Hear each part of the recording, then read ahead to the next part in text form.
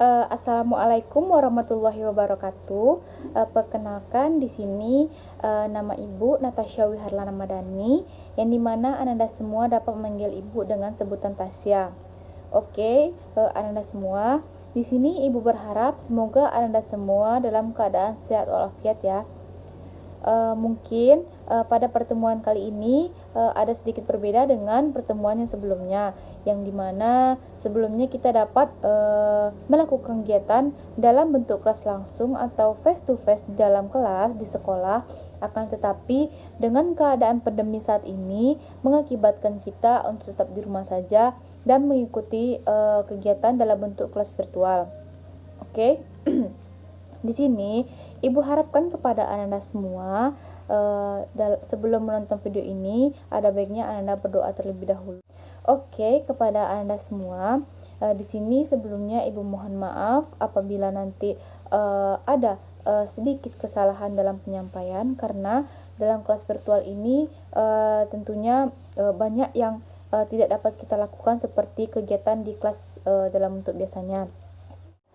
Nah, dengan begitu kita tidak dapat melakukan diskusi ataupun dengan cara kayak bekerja sama dalam bentuk kelompok. Maka dari itu, nanti Ibu meminta kepada Ananda semua, apabila Ananda semua telah selesai menonton video ini, dan jika ada yang ingin Ananda tanyakan kepada Ibu, silahkan Ananda dapat menghubungi Ibu melalui WA dan kita dapat berdiskusi dalam bentuk WhatsApp group. Dan nantinya Ibu akan membuat grup WA khusus kelas kita, dan kita dapat membahas mengenai materi hari ini yang belum Ananda pahami. Yang lain, Ananda dapat berpartisipasi dalam grup WA tersebut, karena dalam kelas virtual ini tidak memungkinkan kita untuk dapat melakukan diskusi. Mungkin Ananda semua sudah paham. Baiklah, dalam kesempatan ini kita akan membahas materi mengenai gaya belajar yang produktif dan kreatif untuk meningkatkan hasil belajar. Nah, mungkin Ananda semua ingin sekali mendapatkan hasil belajar yang sangat bagus dan yang baik. Nah, tujuan Ibu mengambil tema ini yaitu agar Ananda dapat termotivasi untuk merubah gaya belajar yang produktif dan kreatif, agar kegiatan belajar yang Anda lakukan dapat meningkatkan hasil belajar yang Anda lakukan di sekolah. Nah, mungkin Anda semua sudah memahaminya. Nah, baiklah, di sini Ibu akan menjelaskan materi mengenai tema gaya belajar yang produktif dan kreatif untuk meningkatkan hasil belajar. Nah, baiklah, kita akan membahas materi mengenai gaya belajar yang produktif dan kreatif untuk meningkatkan hasil belajar. Yang dimana di sini ada kiat-kiat yang akan kita bahas. Yang pertama, apa itu gaya belajar produktif dan kreatif? Yang kedua, apa sih tujuan gaya belajar produktif dan kreatif? Dan yang ketiga ada bentuk gaya belajar produktif dan kreatif. Nah, untuk yang lebih awal kita akan membahas apa itu gaya belajar produktif dan kreatif. Oke, di sini Ibu akan menjelaskan bahwa belajar adalah suatu proses atau upaya yang dilakukan setiap individu untuk mendapatkan perubahan tingkah laku, baik dalam bentuk pengetahuan, keterampilan, sikap, dan nilai positif sebagai suatu pengalaman dari berbagai materi yang telah dipelajari. Nah, yang kedua, itu ada pengertian gaya belajar, bahwa gaya belajar merupakan sebuah pendekatan yang menjelaskan mengenai bagaimana individu belajar atau cara yang ditempuh oleh masing-masing orang untuk berkonsentrasi pada proses dan menguasai informasi yang sulit dan baru melalui persepsi yang berbeda. Gaya belajar bersifat individual bagi setiap orang dan untuk membedakan orang yang satu dengan orang yang lain.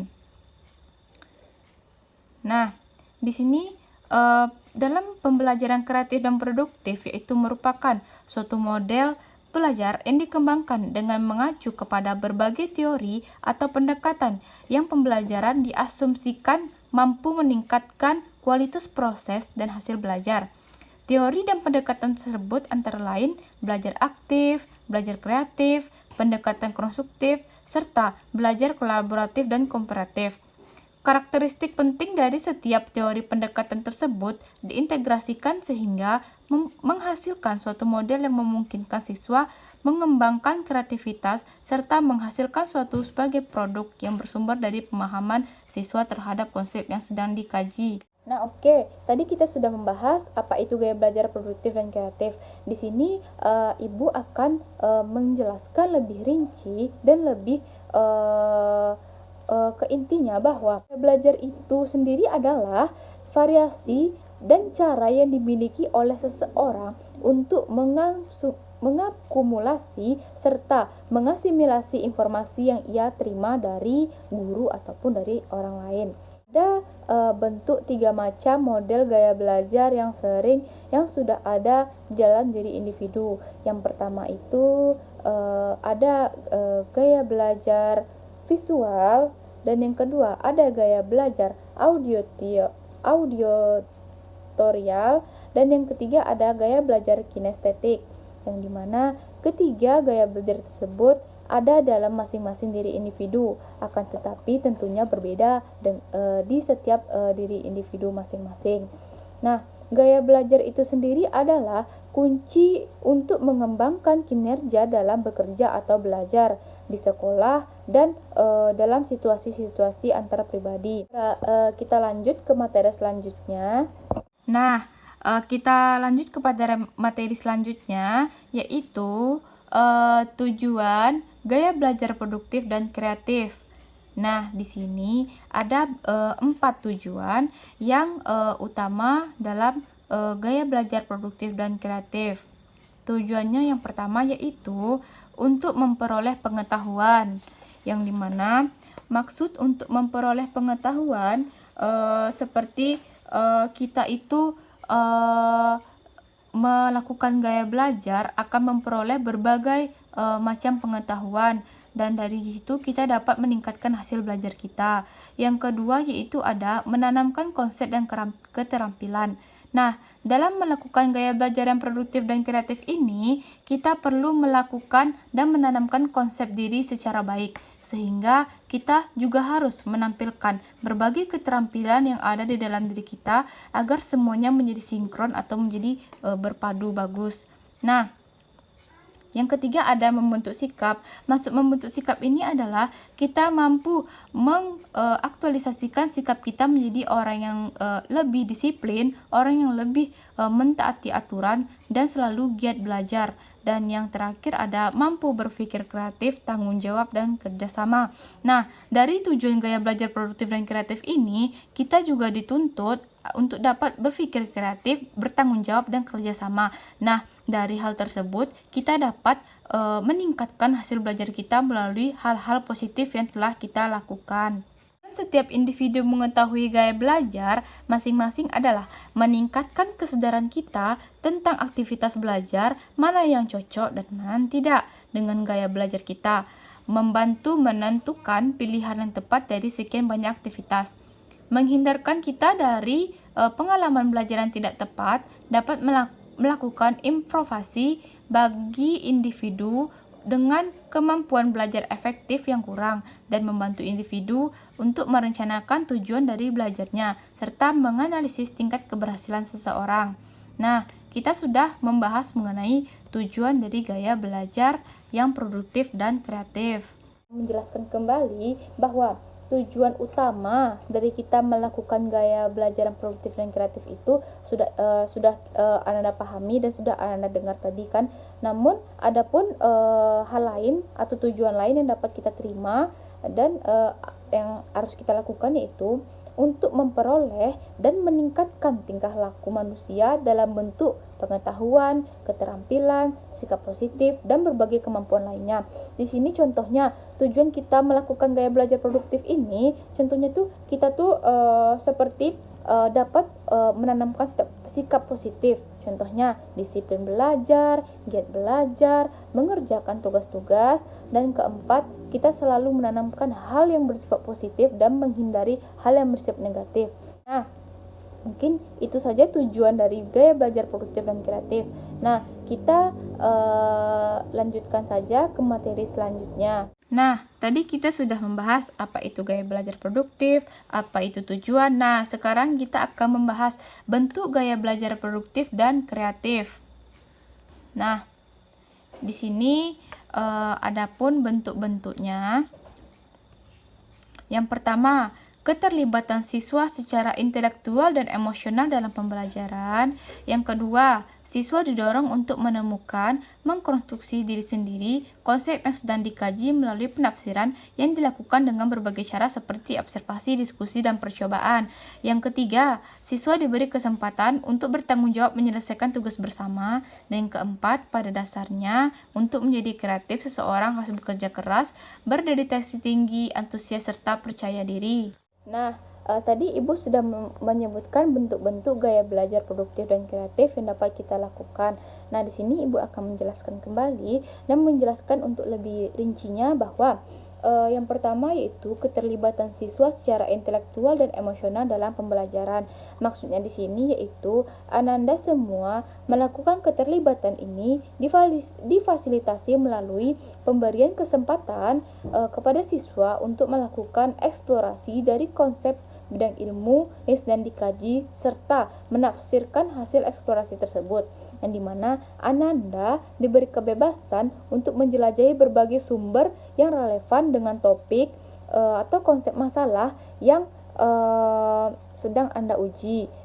Yang kedua yaitu tentang siswa didorong untuk menemukan, mengkonstruksikan diri sendiri, konsep yang sedang dikaji melalui penafsiran yang dilakukan dengan berbagai cara seperti observasi, diskusi, ataupun percobaan.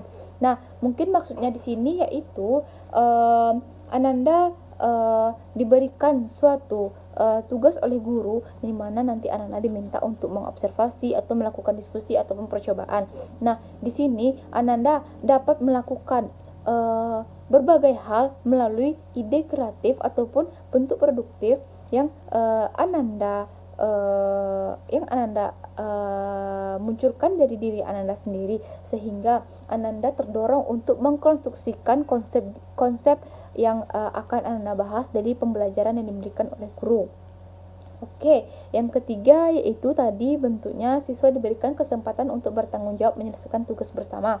Nah, di sini termasuk juga ke dalam bentuk produktif dan kreatif dalam gaya belajar, yang dimana Ananda diberikan kesempatan untuk dapat bekerja sama atau bekerja kelompok untuk menyelesaikan tugas Ananda secara bersama. Dan di sini Ananda dapat meluangkan dan memunculkan ide-ide kreatif Ananda kepada teman-teman Anda yang lain, sehingga dengan begitu Ananda dapat bertukar-tukar informasi ataupun ide, sehingga terbentuklah suatu kesepakatan, sehingga hal tersebut dapat Anda angkat menjadi suatu hasil dari diskusi Anda dengan teman Anda tersebut.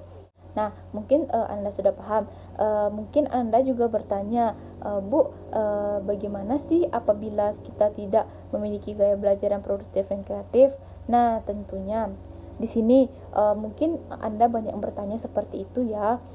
Mungkin di sini Ibu akan mencoba memberikan penjelasan bahwa apabila kita tidak memiliki gaya belajar yang produktif dan kreatif, maka kita tetap harus mengembangkan gaya belajar yang kita miliki, seperti yang telah Ibu jelaskan tadi bahwa ada 3 jenis gaya belajar, yaitu visual, auditorial, dan ketiga ada kinestetik. Nah, dari ketiga gaya belajar tersebut, Ananda dapat mengembangkannya sehingga Ananda tidak mengalami kegagalan dalam melakukan gaya belajar. Tentunya apabila Ananda tidak mengembangkan gaya belajar tersebut, banyak yang dampak yang Ananda dapati, seperti Ananda menjadi sulit untuk meraih prestasi, mungkin Anda menjadi prestasi Anda menjadi turun, sehingga banyak orang tua Anda kecewa. Dan juga tentunya cita-cita yang Anda inginkan akan sulit Anda capai apabila Anda tidak ingin melakukan perubahan. Nah, untuk itu Anda dapat melakukan berbagai hal dan berbagai cara yang telah Ibu bahas tadi dan Ibu paparkan materinya kepada Anda tadi.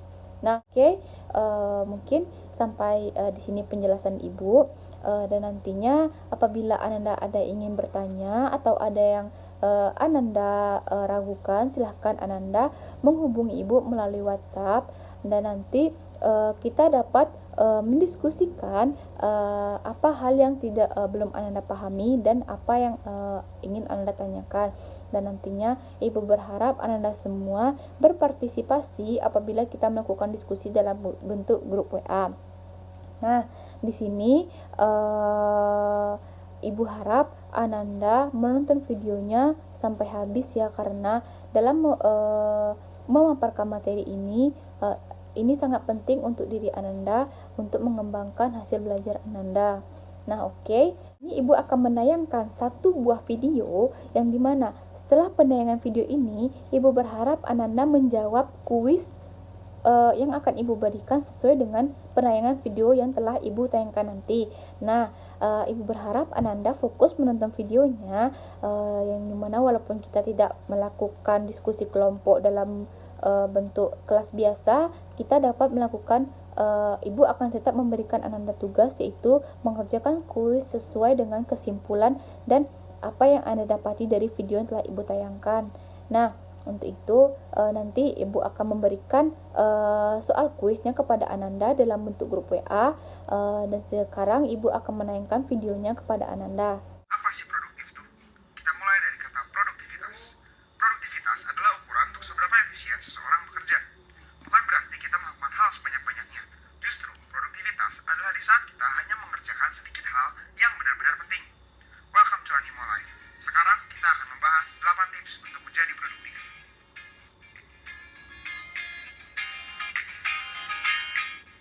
1. Jangan begadang dan jangan kesiangan. Kita butuh energi untuk melakukan berbagai hal penting. Tanpa tidur yang cukup, kita bakal ngerasa capek dan lemas. Kurang tidur akan membuat kita sulit untuk fokus dan tidak termotivasi. Setiap orang memiliki kebutuhan tidur yang berbeda-beda. Tetapi rata-rata kebutuhan setiap orang adalah 6-8 jam setiap harinya. Salah satu cara menjaga kualitas tidur kita adalah dengan tidak memakai alat-alat elektronik seperti smartphone, PC, laptop, dan lain-lain minimal 1 jam sebelum tidur. Layar HP atau laptop memancarkan sinar blue light yang akan merusak kualitas tidur kita. 2. Belajar untuk membuat to-do list. To-do list adalah sebuah daftar kegiatan dan pekerjaan yang harus kita selesaikan. To-do list berguna untuk mengorganisir hal-hal yang harus kita kerjakan. To-do list yang baik adalah to-do list yang simple, spesifik, dan fleksibel. Buatlah beberapa to-do list dengan rentang waktu yang berbeda-beda, mulai dari harian, mingguan, hingga bulanan. Lalu berikan waktu yang spesifik untuk mengerjakan hal-hal yang harus dikerjakan. 3. Hindari multitasking. Multitasking adalah melakukan berbagai hal dalam waktu yang bersamaan. Multitasking bukanlah sebuah hal yang baik. Justru akan membuat pekerjaan kita semakin lama untuk diselesaikan. Bahkan, menurut para peneliti, multitasking dapat menurunkan nilai IQ kita dan membuat kita sulit untuk mengendalikan emosi. 4. Kerjakan hal yang paling sulit dahulu. Energi kita memuncak pada saat kita bangun di pagi hari. Jadi kita harus melakukan hal yang paling sulit terlebih dahulu sebelum energi kita habis. Bila kita berhasil menyelesaikan hal tersulit tersebut, maka kita akan lebih termotivasi untuk melakukan hal-hal lain yang jauh lebih mudah. Jadi aturlah to-do list kalian mulai dari hal yang tersulit dahulu hingga pada akhirnya hal yang paling mudah. 5. Matikan semua gangguan dan distraksi. Pada saat kalian bekerja, jauhkan dirimu dari distraksi seperti sosial media, YouTube, games, dan distraksi lainnya. Percayalah, pekerjaan kalian akan selesai jauh lebih cepat. Lebih baik bekerja 2 jam tanpa handphone daripada 6 jam dengan handphone di tangan. Kalau 2 jam pekerjaan kalian selesai, berarti setelah itu kalian bisa main kan? Jadi lebih efektif. 6. Carilah waktu superhero. Setiap orang memiliki jam produktif yang berbeda-beda. Terdapat istilah early bird dan night owl. Early bird adalah orang-orang yang merasa paling termotivasi apabila mereka bekerja di pagi hari. Sedangkan night owl, orang-orang yang paling termotivasi bila bekerja di malam hari. Setiap orang punya jam produktif yang berbeda-beda. Mulailah identifikasi jam superhero-mu dan manfaatkanlah jam-jam tersebut untuk bekerja. 7. Olahraga. Menurut penelitian Bristol University di Inggris, orang-orang yang berolahraga menjadi 21% lebih mampu berkonsentrasi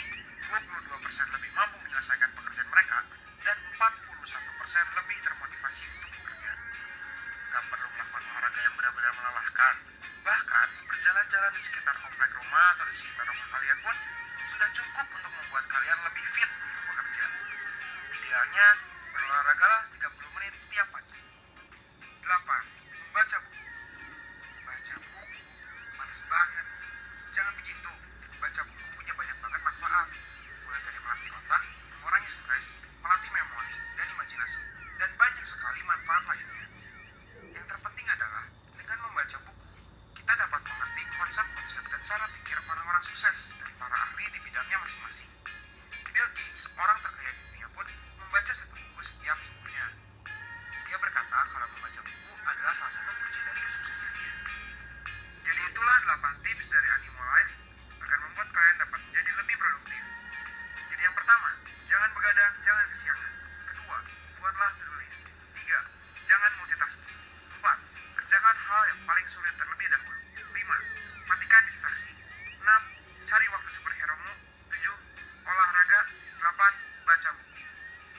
Nah, tadi Ananda sudah menonton videonya.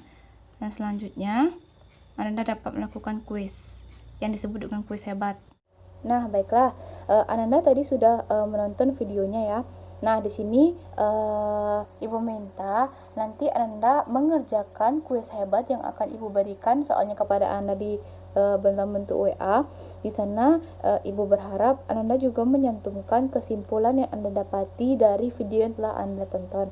Dan di sini Ibu berharap dari 8 tips yang sudah ada di video tadi dapat Anda lakukan agar Anda dapat menjadi lebih produktif dalam melakukan gaya belajar Anda. Oke, dalam melakukan pengerjaan kuis itu, Ibu berikan waktu dalam 1 hari. Nantinya Anda dapat mengirim kembali jawaban tersebut di dalam WA group, nah atau WA pribadi Ibu saja. Nah, nanti Ibu ingatkan kembali apabila ada yang ingin ditanyakan atau ada yang ingin diragukan, silahkan hubungi Ibu ya. Nah, oke. Mungkin sampai di sini dulu penjelasan materi yang Ibu berikan, dan nantinya Ibu juga akan memberikan lembaran evaluasi kepada Ananda, yang dimana lembaran evaluasi itu akan Ibu berikan dalam bentuk file yang akan Ibu bagikan di grup WA, di mana evaluasi itu berguna agar Ibu dapat melihat bagaimana pengembangan yang terjadi dalam diri Ananda ataupun apa yang telah Ananda capai dari hasil kegiatan kelas virtual yang telah Anda lakukan ini. Nantinya di situ kita akan mendapatkan hasil apakah ada perkembangan dalam diri Ananda ataupun belum. Nah, Ibu harapkan dalam mengisi lembaran evaluasi, Anda mengisinya dalam keseriusan dan dalam bentuk yang teliti dan juga dengan kejujuran, serta apa yang Anda rasakan benar-benar Anda tuliskan dalam lembaran evaluasi tersebut, yang dimana nanti ada beberapa pertanyaan yang harus Anda jawab, serta di situ Anda diminta untuk menjawab secara jujur. Oke. Apakah Anda sudah paham? Di sini Ibu memberikan 2 tugas kepada Ananda. Yang pertama, Ananda mengerjakan kuis. Kuis itu disertakan dengan penyimpulan video yang dimana dapat Ananda kumpulkan dalam waktu 1 kali 24 jam. Sedangkan Ibu juga memberikan evaluasi, yang dimana evaluasi ini dapat Anda kumpul dalam waktu 2 kali 24 jam atau 2 hari. Di sini Ibu meminta partisipasi aktif dari Ananda walaupun kita tidak dapat melaksanakan kegiatan dalam bentuk kelas yang real. Oke. Nah, di sini Ibu akan sedikit menyimpulkan dari kegiatan kita pada hari ini bahwa gaya belajar yang produktif dan kreatif untuk meningkatkan hasil belajar itu perlu kita tanamkan di dalam diri kita, karena gaya belajar itu adalah suatu dorongan atau suatu yang ada dalam diri individu untuk dapat memunculkan gaya belajar atau bentuk belajar yang ada dalam setiap diri individu masing-masing. Banyak tujuan yang dapat kita capai dari gaya belajar yang produktif dan kreatif ini, yang dimana tujuannya itu kita dapat menjadi orang yang lebih positif dan memiliki sikap yang positif, serta kita dapat menjadi orang yang produktif dan memiliki pengetahuan yang lebih mencakup dan lebih banyak untuk kedepannya. Dan dalam gaya belajar produktif yang kreatif yang kita lakukan ini, kita dapat menjadi orang yang mampu bekerja sama, mampu bertanggung jawab, mampu memunculkan berbagai sikap positif terhadap diri kita sendiri. Nah, untuk itu Ibu ingatkan kepada Ananda semua, apabila Ananda masih merasa belum dapat mengembangkan gaya belajar Ananda, Ananda dapat mengembangkan gaya belajar Ananda dengan kiat-kiat dan apa materi yang telah Ibu bahas tadi, dimana nanti Ananda dapat melakukan hal tersebut untuk dapat melakukan perubahan agar Ananda dapat meningkatkan gaya belajar Ananda atau dapat meningkatkan hasil belajar Ananda dari gaya belajar yang Anda munculkan saat pembelajaran di sekolah. Nah, mungkin sekian dulu pemaparan materi yang Ibu sampaikan kepada Ananda. Ibu harapkan apa yang telah Ibu berikan tugas kepada Anda tadi mohon dikerjakan dan kita dapat melanjutkannya dalam bentuk diskusi di WA grup saja. Di sini Ibu mohon maaf apabila Ibu ada kata-kata yang salah dalam penyampaian materi ataupun dalam menyajikan materi karena mungkin setiap manusia memiliki kesalahan. Nah, di sini Ibu mengucapkan terima kasih sekali lagi kepada Ananda. Ibu tutup saja dengan Assalamualaikum warahmatullahi wabarakatuh.